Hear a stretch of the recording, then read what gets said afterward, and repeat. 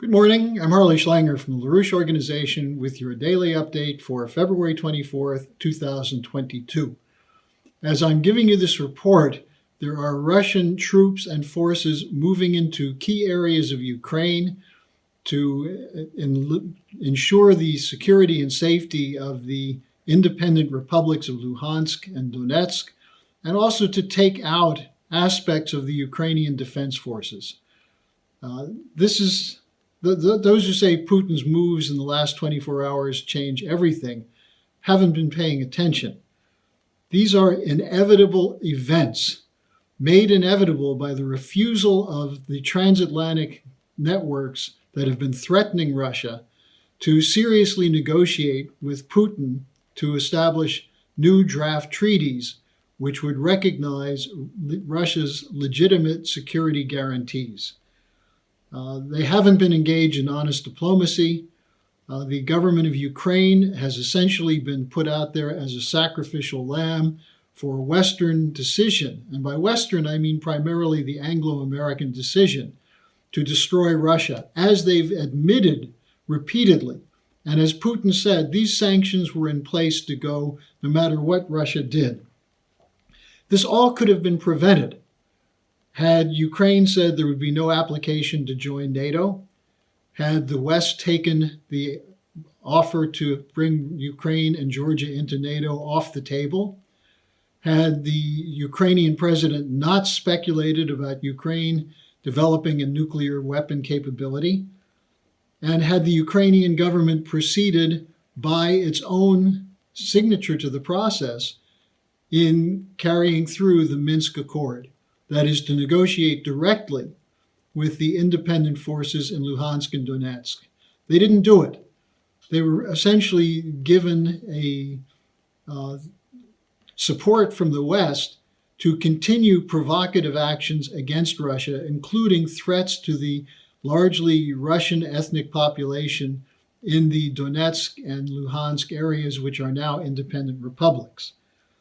The desire was to provoke Russia with the intent to introduce sanctions to destroy Russia's economy. But the sanctions won't work. Meanwhile, the West has continued to pump military aid to Ukraine. I wonder now, will these weapons end up in the hands of the Russians? Now, Russia appears to be moving to take out Ukraine's defensive capabilities. There's not much the West can do at this point militarily, except to escalate, not merely in conventional warfare, but by threatening to use a nuclear strike. Biden has said that's not going to happen. Let's presume that he's legitimate in saying that. So there's, in a sense, a fait accompli accomplished by President Putin. Now, his point, as Colonel Douglas Macgregor reported to Tucker Carlson last night, has been for 25 years that there should be no U.S. or NATO forces in Ukraine, no deployment of offensive weapons there.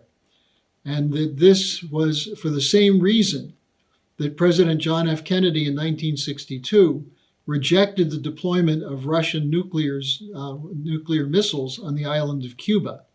Macgregor said the United States should now acknowledge it, that Putin was right, that Ukraine should be neutral, not be used as a platform by NATO to threaten Russia. Will the West do that? Well, if you listen to the angry, vitriolic statements coming from Western officials, it's clear that that's not going to happen. Let me point something out, though. What Putin is doing in Ukraine is not different in a sense from what has been done in the past by the West, except in this case, it's legitimate. The West acted in Iraq or in Libya based on false flags and overwhelming force to destroy a regime that was going against the financial system of the Western order. What Putin is doing is taking out a military force that's being deployed to threaten Russian lives. Now, in this context, the Schindler Institute has stepped forward with an urgent call, and I'm going to read you sections of that call. I would urge you to download it from schillerinstitute.com and circulate it to everyone you know, organizations you belong to political leaders, to church leaders. We have to have, as citizens, a mobilization not to stop the Russian activity, but to stop the strategic, or to end the strategic geometry characterized by the U.S. as an arrogant unipolar force, which is deciding, based on British intelligence and the addition of NATO force, who's allowed to do what in the world. That's no longer acceptable. So this is a petition calling to convoke an international conference to establish a new security and development architecture for all nations. Now it says, behind this war is the blowout of the entire transatlantic financial system. A nearly $2 quadrillion speculative bubble of derivatives and debt is already blowing apart. It's led to a hyperinflationary process that's been unleashed globally. It goes on to say, quote, the City of London and Wall Street, the owners of that bankrupt system, are desperate to destroy any functioning alternative to that system, such as Russia and China's alliance around the Belt and Road Initiative, which now incorporates nearly 150 nations. And the financial establishment has openly stated that this is what is at stake, unquote. In fact, they've been committed to stopping that, to ending the economic development which is being undertaken by a Eurasian integration, which has made offers to work with Europe and the United States, which have been rejected by the European Union and the US. Now, Putin has said the same thing, that the US, UK, NATO relentless eastward expansion up to Russia's borders is driven by this economic policy, and it threatens Russia's national security in ways that Russia cannot accept. That's from the call. Now, the call goes on to say, therefore, to stop the drive to war, it is necessary to adopt a more fundamental approach, which is to establish an entirely new paradigm that will ensure the security and the economic development of every nation on the planet. Then it goes on to talk about the predecessor idea for this, the 1648 Peace of Westphalia, which ended the brutal 150-year war of religion on the European continent. The statement says, quote, the Peace of Westphalia was crafted only at the point that all parties realized that if they continued on their current path, there would be no winners and very few survivors. They chose to create a new paradigm based on the defense of the interest of the other, and on the premise that the security of all was the first requirement of the security of each party, unquote. Continues, quote, that is the key lesson of the Treaty of Westphalia for today.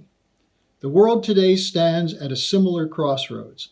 If the current geopolitical policies continue, nuclear war becomes a very real possibility, after which there would be no winners and most probably no survivors, unquote. And the call goes on to state that the solution is the economic proposals of Lyndon LaRouche for a new financial system based on the principles of a new Bretton Woods, which include sovereign banking systems, national banking systems of each nation, invested in physical economic production by those nations, a system of fair trade among those nations, and that each nation be allowed to carry out a process of developing new platforms of infrastructure based on the most advanced technologies. This is the way you get out of a war danger. The danger of war in Ukraine has nothing to do with the defense of the democratic aspirations of the Ukrainian people.